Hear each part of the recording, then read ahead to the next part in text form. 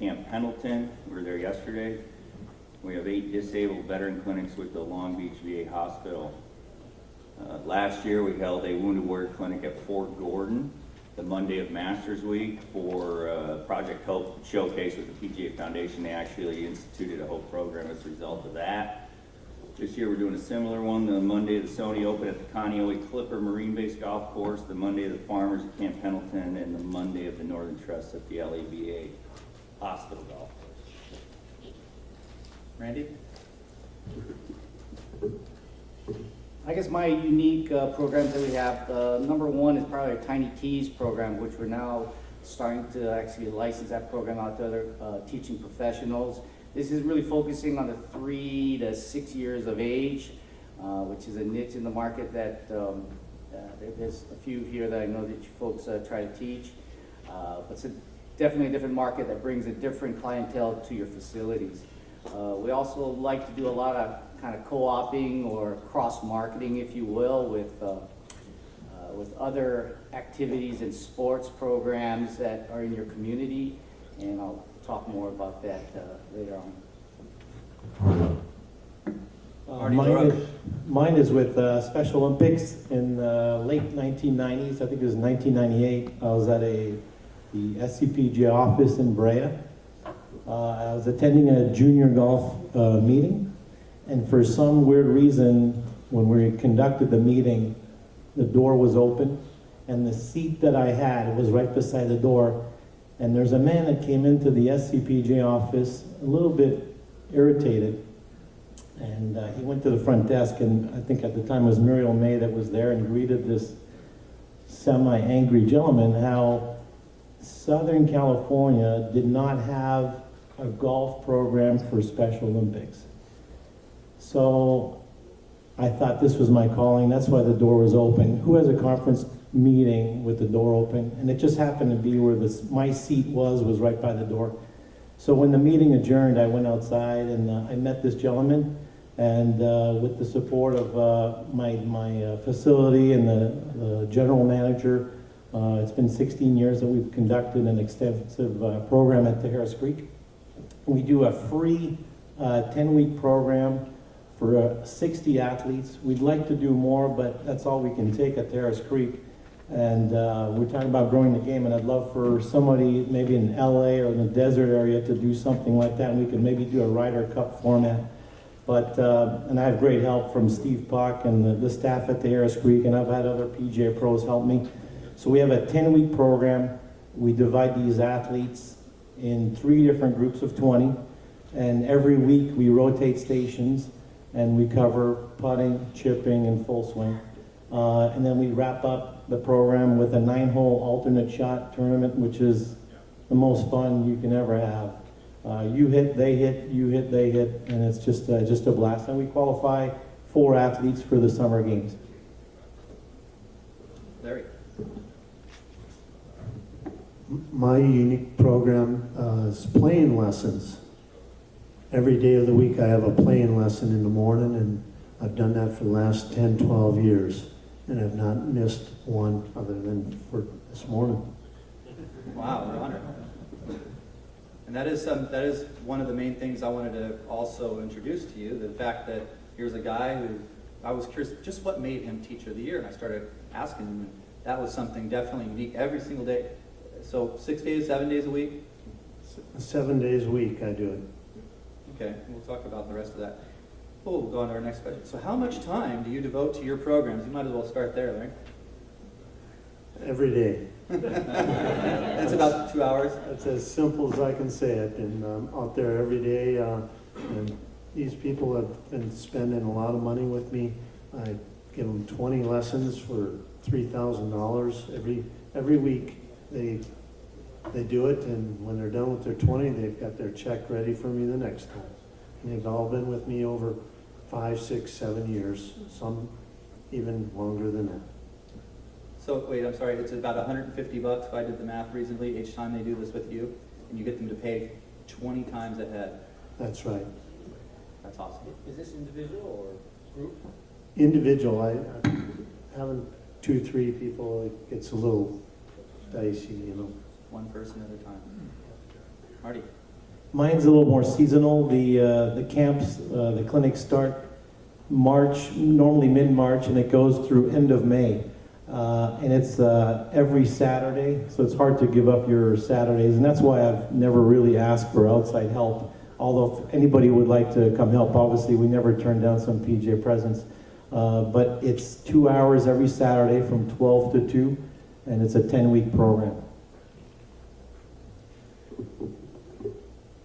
The Tiny Teas program is year-round, so that's what keeps you busy all year. During the summertime, we do what we have our most popular out at San Clemente, which is our surf and turf, which is basically surfing in the morning, and then they come out to our golf course, they get bused to our golf course for lunch, and they end up golfing from 1 to 4 o'clock.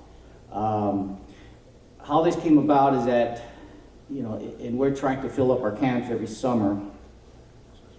We're fighting against all the different camps that are around in the area, and the surfing camps are always filled by March. If you haven't signed in your kids up for surf camps out in San Clemente, they're always filled. So instead of trying to fight for this market here, we just kind of rolled ourselves in to try to work together with them. And so it became a very popular camp, and every year we get people from all over the world. So one thing that I try to get you folks to do in your communities is see what's already popular in your community, whether it be baseball camps, or in fact we're going to do one. I have a friend that has a martial arts studio. We're going to do this punch and putt camp. But you folks can get really creative in that way and not have to fight for these markets. Let me go back to Larry just for a minute. At all of our clinics, we do 26 a year. We have a lunch for the event, and you know we're talking anywhere from $1,000 to $2,000 for these lunches. And Larry puts together an annual Wounded Warrior Clinic fundraiser for our foundation that we use to pay for all these lunches throughout the year. And Larry's probably putting in 500 hours a year putting these events together. Myself, it's usually 5 hours a day of setting up the event, and anywhere from 1 to 10 hours of prep time putting these events together. We went to Augusta, it's a lot more. Putting the Sony one together right now, it's a lot more than that. But generally speaking, if you're just going to be at your course, day of, plan on 5 hours, setting up, you know, doing the clinic, the lunch, breaking it down, and you know, maybe 1 to 10 depending on the size of the event. That's awesome. You know, my special extra thing, you just mentioned Augusta. I've been every day to the Masters for the last 13 years, and probably won't miss it for the next 13 either. I'll try to join you this coming year. Usually, that's when we've got up to 300 guests coming in, but that was great. Yeah, to Augusta this year. Terrific. So let's go to our next one. What kind of impact have you seen on it? Make on your audience? Easy for me to say. Your typical, you know, the warriors, the kids, type of impact they're getting. I've had 2 of the Marines at Pendleton tell me that the clinics have actually saved their lives, which was kind of nice. 2 of them are in the Professional Golfers Career College, so it's given these Wounded Warriors an avenue to pursue golf, so that's pretty rewarding. One of the vets, big, huge guy, you know, had probably seen better days in his life, said at one of the events it was the best day of his life.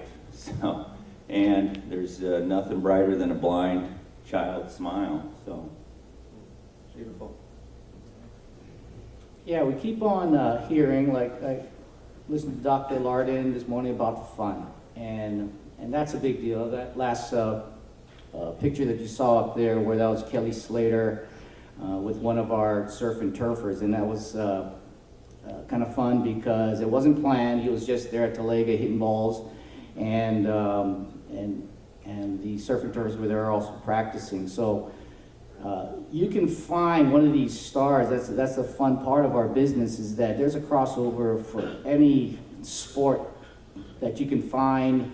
Some that loves that's an icon like a Kelly Slater, who's really a good golfer, And it just makes those kids realize that golf is pretty cool too. Originally for the Special Olympics, when I started this, I thought, I'm just going to get this started for the Southern California PGA, and we'll have our facility host. And the first year was so incredible. It's the most rewarding thing I've ever done. So I couldn't hand the program to another facility, and we just, it means so much to them. It's unbelievable. I don't have, except for them, I've never had any other lesson in my life that I teach that run up to me, big hug. When I actually set up for Special Olympics, I have to block an hour before, because I used to teach right up to the Special Olympics when they start. 60 athletes, one by one, come up to me while I'm giving a private lesson to someone. They want to give me a big hug. They are just genuinely so excited to be there. It means a lot. It means really a lot to them. Obviously, it means a lot to us also, but it's very rewarding. Randy, Kelly Slater said it best. He said he expected to lose and he tried to beat his expectation. And I think that's a lot of what we got to do with our students in teaching golf, lower their expectations. Because how many times have you gone to the first tee expecting to shoot 68 or 9 and you go out and shoot 85? But if you turn it around and plan on shooting 85, you might shoot 68 or 9. But anyways, this all comes to helping our community, serving our facility. My playing lessons, when I go out on the golf course with them, they come back and play a lot of golf. They pay a lot of green fees.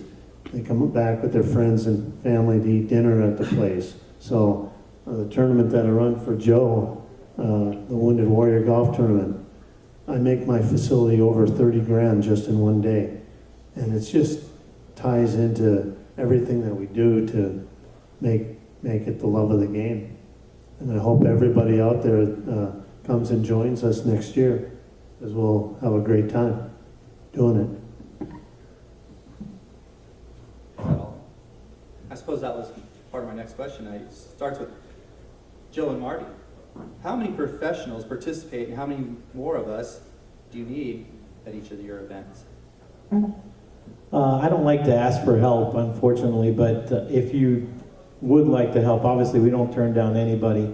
A few times we were in need, and I reached out to local pros in the area, and one year Alan Ochai came out and helped out, which, by the way, I think Alan Ochai is probably the most knowledgeable person in this room, who I think the world of, and I just want to share an experience with him, with you all, is on the last week, we have a 9-hole tournament. You hit, they hit, you hit, they hit, alternate shot until the ball's in the hole. And he was paired up with an athlete, and at the awards presentation afterwards, everybody gets a medal. And his athlete giving him a big hug, and he yelled out to everybody in the audience, he says, Alan and I make a great team. And so I proceeded to ask him why. And he said, because Alan and I hit the ball exactly the same.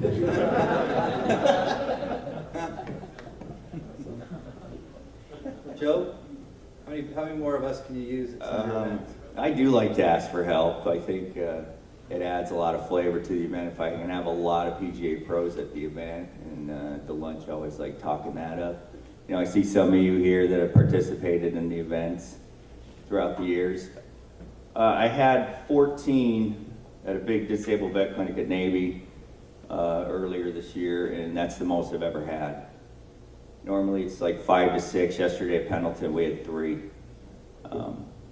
But yeah, I'd love to have, the more the merrier. I like to have, for the instructors, it's always best to have one-to-one and working with the people that I work with, I feel. And yeah, the more the merrier for PGA Is there pros. any special certification, CPR, or anything that we would need to help you guys? Marty? Yes, you need to do a coaching. You can actually, anybody can do it.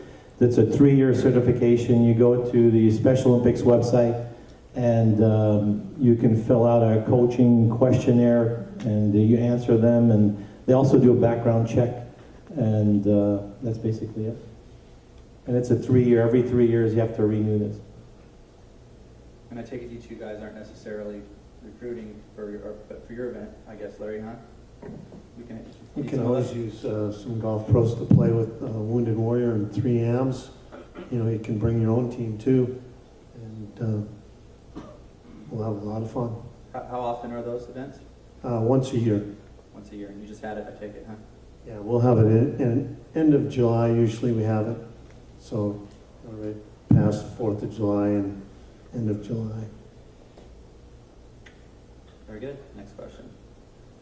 This one says, how has your program added to your success as a professional and a person? And I imagine the more interesting one is the personal fulfillment you get, but how about, let's start with professionally, how it's helped your business.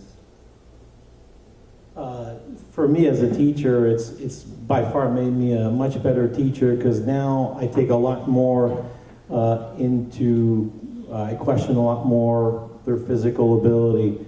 The benchmark for me, like Tim was saying yesterday, benchmark for me for Special Olympics is first level is get the ball up in the air. But you have to redefine success with every single athlete. If any one of you came out, you would see the 60 of them hit golf balls, and you probably would look at a few and you'd go, wow, almost hit it like Tim yesterday on the range. I mean, not Tim, Luke yesterday on the range, almost, not quite. They hit the ball really well. And you have some others that can barely stand up, their balance is in question, their ankles are twisted. If they hit the ball 10 feet, you're giving them a high five, and it's a phenomenal shot.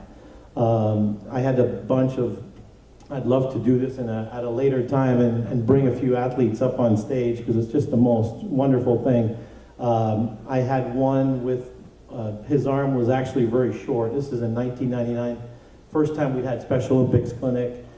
So basically his right arm is the only arm that can reach the club.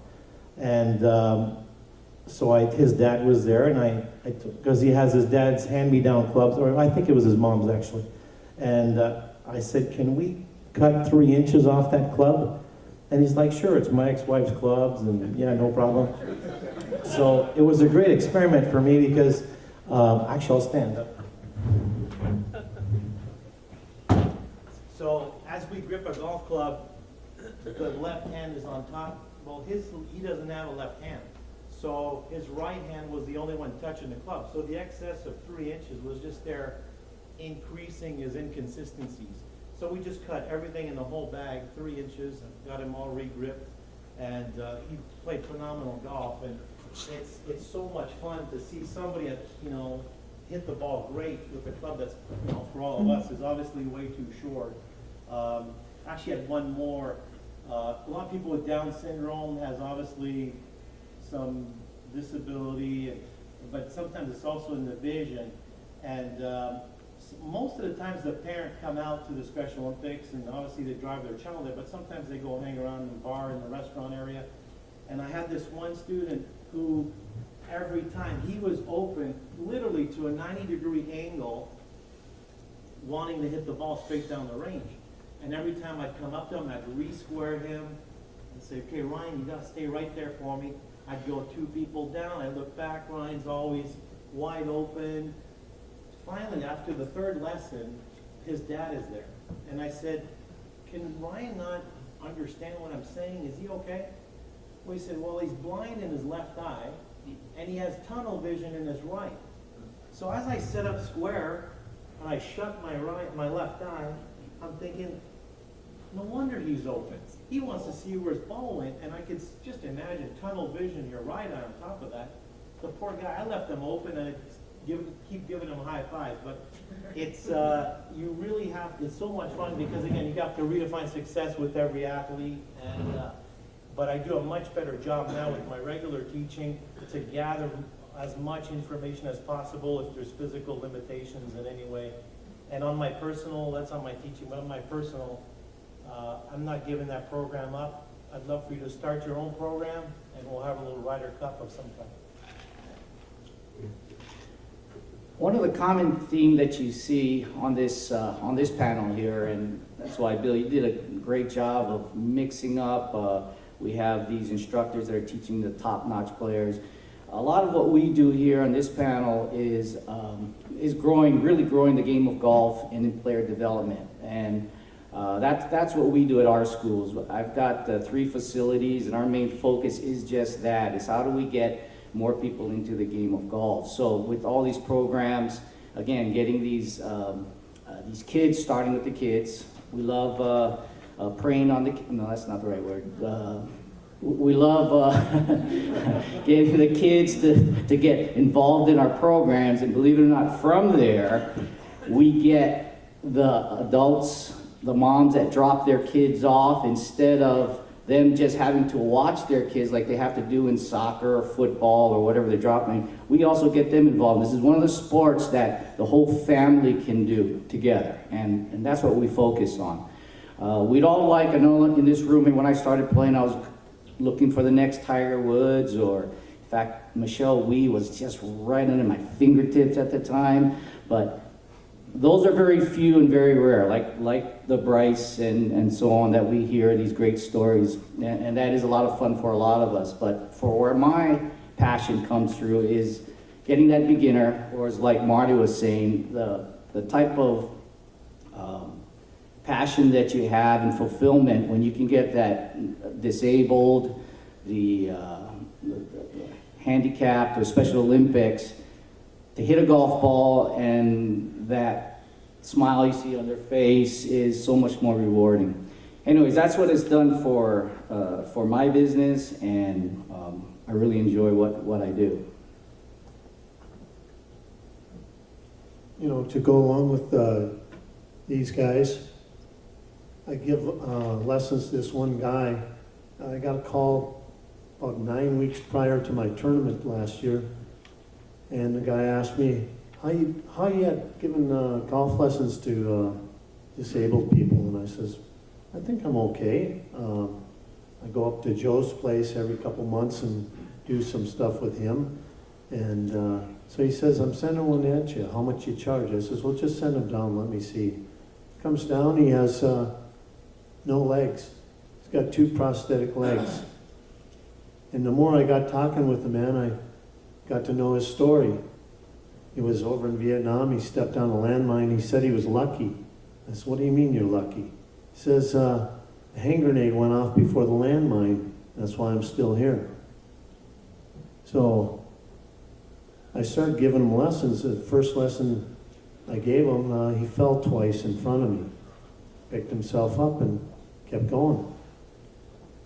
Here's a guy that hadn't walked in 30 years.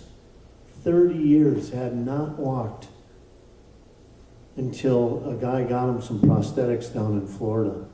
The VA hospital wouldn't give him prosthetics because he was too far gone. Anyways, he played in my tournament. He had a blast. And I think Joe met him at the tournament, and we all had a good time, and he loves golf. Just absolutely gets up in the morning. It's a new life for him to just get in front of the Golf Channel and watch the Golf Channel. It's unbelievable. Oh, this guy's 70 years old, and he's like a kid in a candy store. So he asked me, how much is a lesson? I says, you got free lessons for the rest of your lifetime. That's how it's impacted me.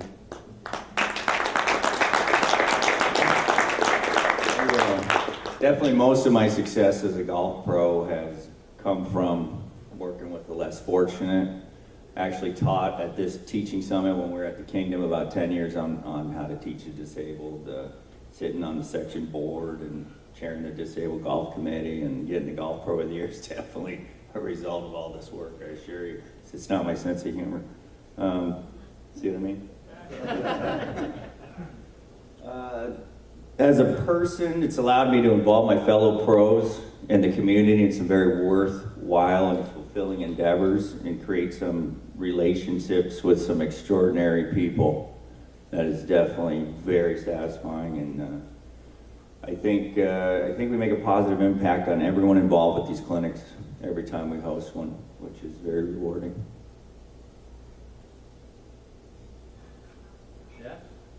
Well, not only are you guys good Samaritans, these are also very recognized teachers, and I thought I'd give you a chance each to say something. What's your most favorite basic fundamental, or something, a nuance of the golf game, swing, short game, and is there some little trick you would like to share with us? I think that is that basic teaching philosophy of both groups and individuals is a question, but really I wanted to ask if there was something incredibly special other than your personalities.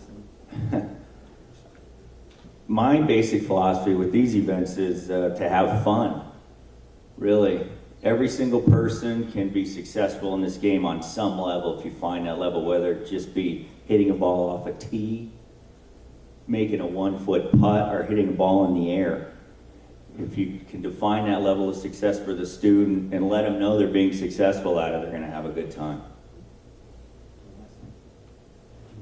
Mine comes with one of my other passion, or one of my main passions right now is surfing. In fact, there's a great swell right now in front of my house that I'll try to get to. So I use the acronym SURF, with S being keep it simple. I mean, that's probably one of the main things.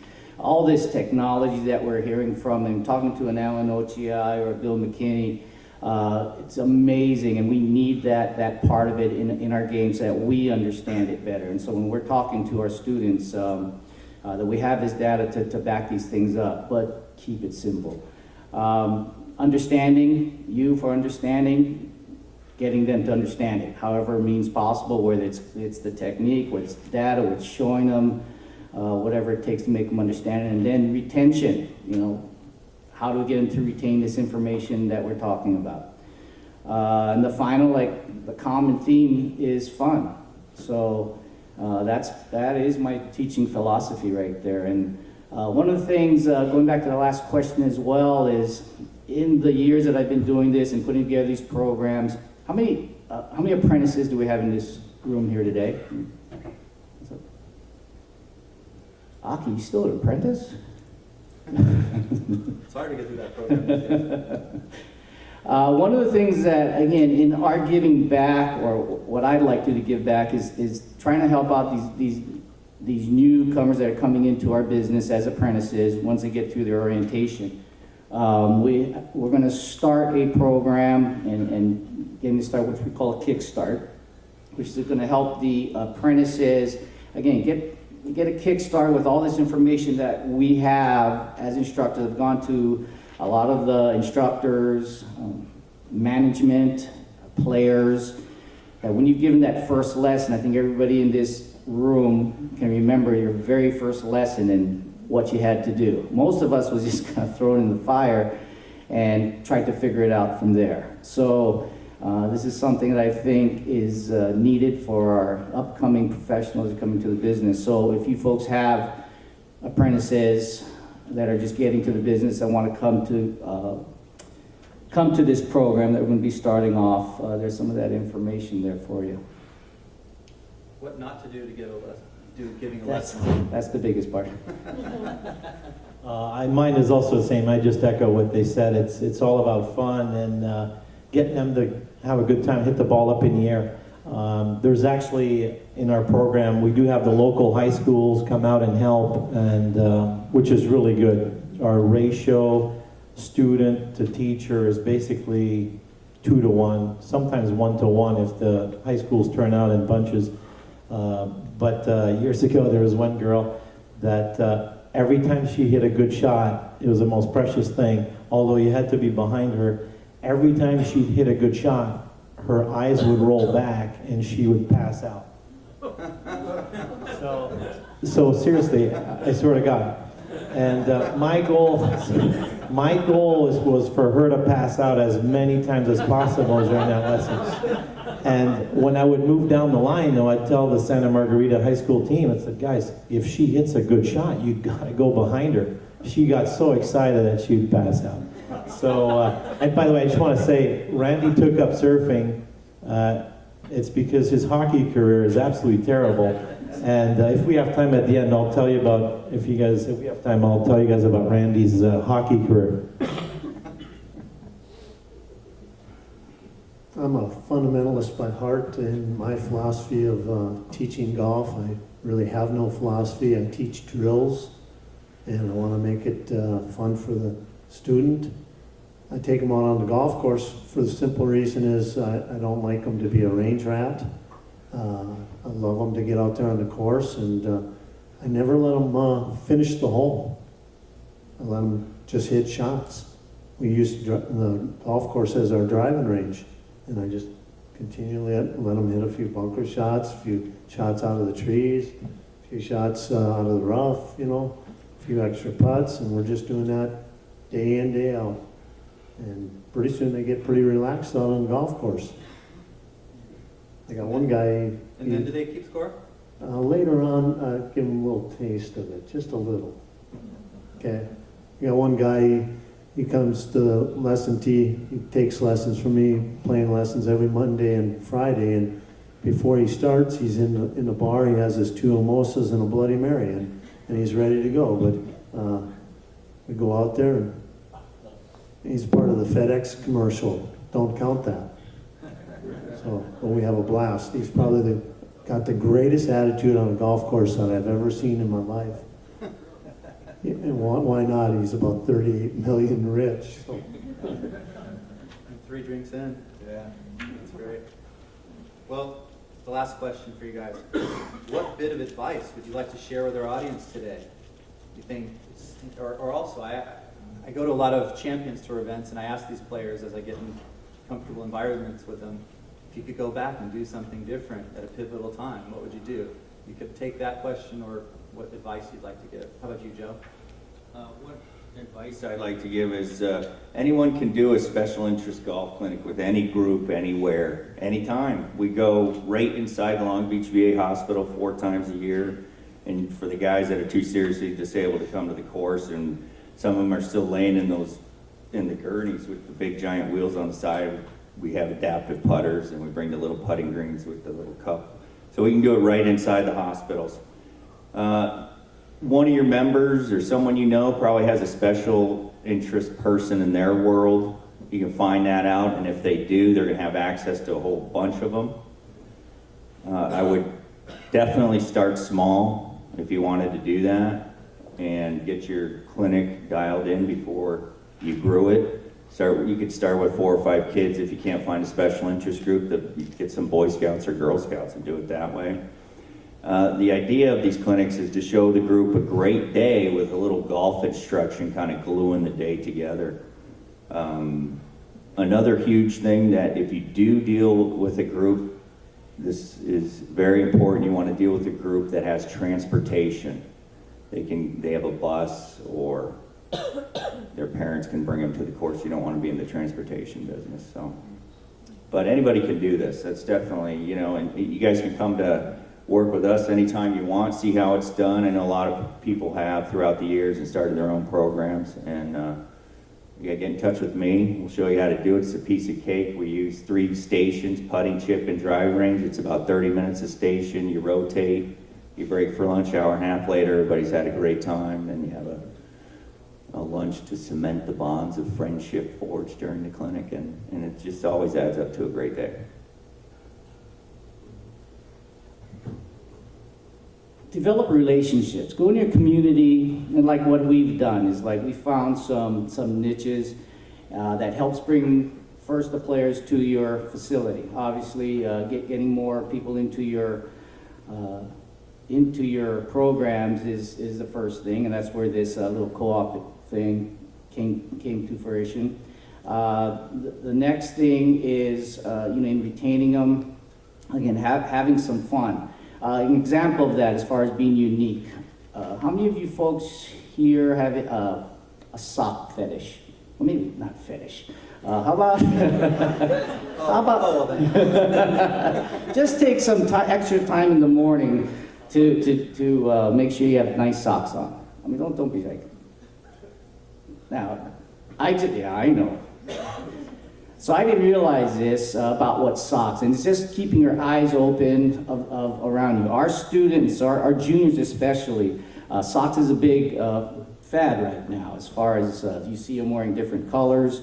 I didn't realize right in our backyard, Stance Sock Company is a very big deal right now. So what we've done, so I didn't realize how important socks are to a lot of people. In fact, sorry, Joe.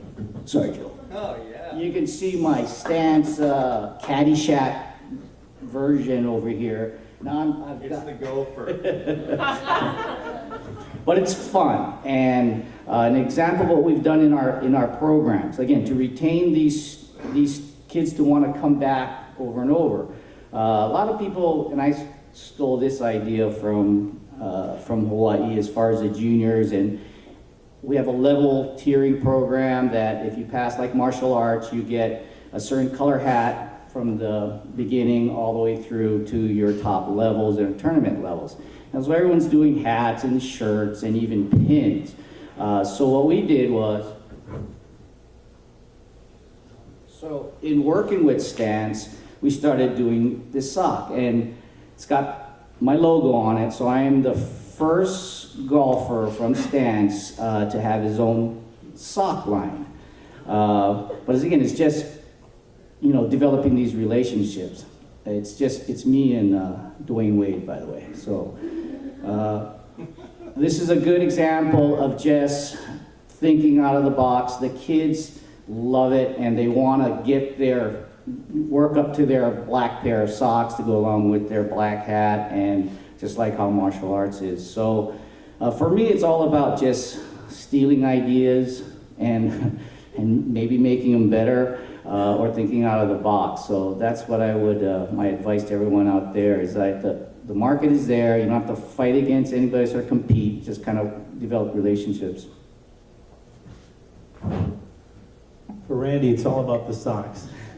I remember 20 years ago, I sat in a room and Tom Sargent was on stage and he kept saying, get involved. And, you know, as an apprentice, you sit in a room and you think, oh, yeah, okay, I'll get involved. And luckily for me, I was at the right place at the right time, and I got a chance to get involved. It's the most rewarding thing, and just keep it fun. And 9 years ago, I went to a junior golf tournament. I followed some juniors that I was teaching. They were at Callaway Junior World, which is now the IMG Junior World in San Diego. And this is like one of the biggest junior golf tournament in the world. And one of my juniors at the time finished third. And I stayed for the awards presentation, and here there's like 1,000 juniors in this tournament, and the awards presentation was afterwards when they came off the course at the clubhouse. There's like 20 people there, and I thought, this poor kid who won, he's the world champion. You know, he came from Australia at the time, but these other kids come from all over the world, and I thought, there's got to be a better way of doing this. And so, make a long story short, I started a World Junior Golf Tournament. I just do one tournament. If you'd like to check it out, it's the IJGA World Stars of Junior Golf, and we have 35 countries that participate. We have players from all over the world, and the ages are from 5 to 18. But I would like your help if you have some good junior golfers.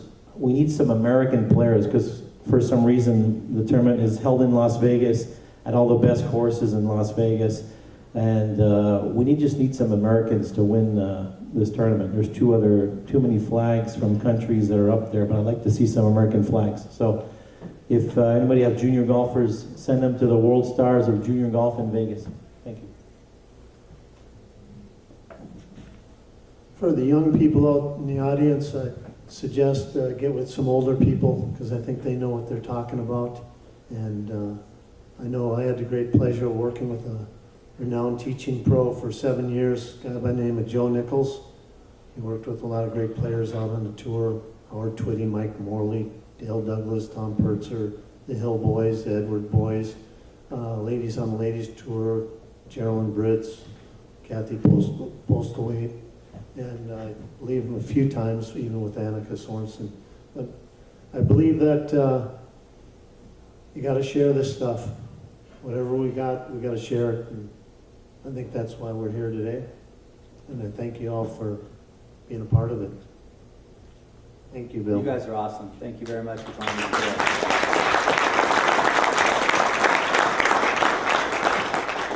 Any quick questions before we go to a short break? No? We can contact, yes, Richard? I've asked this to every person out there, so what about nutrition? Talk to your people about nutrition, Nutrition. Question is, what about nutrition? as far as Larry, your playing lessons, I don't know, so. Yes, I believe that every 6 holes that a person should have some kind of granola bar or something to keep the blood sugar level even, because I think a person does get a little bit out there and, you know, you start playing really good and all of a sudden you go kind of blasé out there, you know. And I think water, nutrition, and all that stuff is very, very important. What about you, Marty, with your Special Olympics? Not so much with the Special Olympics. Some of them are on strict diets because some of the food affect their behavior, their attention span. But on my regular lessons, yes. And this comes from a chocolate freak. You guys, Jamie was saying how he loves chocolate. I blow Jamie away. There's a restaurant down the street from our house. I used to seriously have about 6 pieces of their chocolate cake a week. And Christmas time came around and this truck pulled up in front of our house and there's like 5 boxes that are big bow rubber band tied up all together. It looks real pretty, and I'm thinking, who's that delivering that to me? And it said, "Thank you for being the best customer." I mean, it's sad when you get a restaurant that's giving you Christmas stuff and it was all chocolate inside there. But I found out what sugar does, and so my chocolate intake has been dramatically reduced. And especially I've been watching a lot of stuff that cancer versus sugar and stuff like that. So I limit myself to like 1 candy bar a week now. But I do tell my juniors, because obviously sugar makes you crash on the golf course, and stay hydrated, especially in a tournament that I host in Vegas. We have water everywhere. Make sure that all the kids stay hydrated. That's a big deal. What about you, Randy? They like candy, you little kids? Rice. Rice. Must be rice. One of the volunteers that comes to most of my clinics is a nutritionist, and I give him about 3 minutes to talk about exactly that with the volunteers and the golfers before we get going. Before we dismiss for the 5-minute break, it's so great having such a diversity of speakers, and you can see if you've been to some seminars in the past, they'll have 1 or 2 people for the whole time. And when I came in, again, I wanted to get more people, more exposure to great pros. And as I said again, I know a lot of you out there are as well. You contact any of us, find a way. Your guys' contact info handy dandy. You can find it through the office or whatever, so you can participate. Because it's such a short break, and there's another speaker who's going to have a book for sale, and then we're going to have lunch. And I highly recommend. He's only brought 40, and it's an awesome book. So if you're going to get it now before he speaks, and you won't be sorry. I guarantee it. Gentlemen, thank you very much for all you've done for us today.